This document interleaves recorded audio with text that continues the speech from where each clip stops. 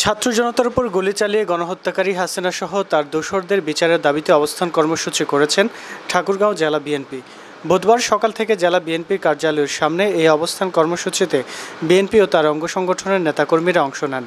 এই কর্মসূচিতে নেতাকর্মীরা গত 15 বছরে শেখ হাসিনার দুঃশাসনের বর্ণনা তুলে ধরে ছাত্র জনতার উপর গুলি চালিয়ে গণহত্যাকারী শেখ হাসিনা সহ তার দোসরদের বিচারের দাবি করেন।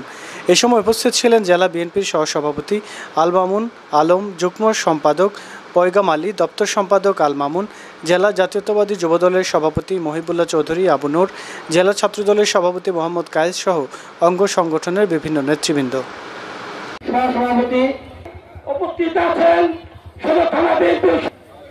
ইসলাম ধর্মের মানুষগুলোর দাড়ি টুপি থাকলে তাদেরকে ধরে আইনে সতর্ক করতে যারা জঙ্গি ভারতে পালিয়ে গেছেন।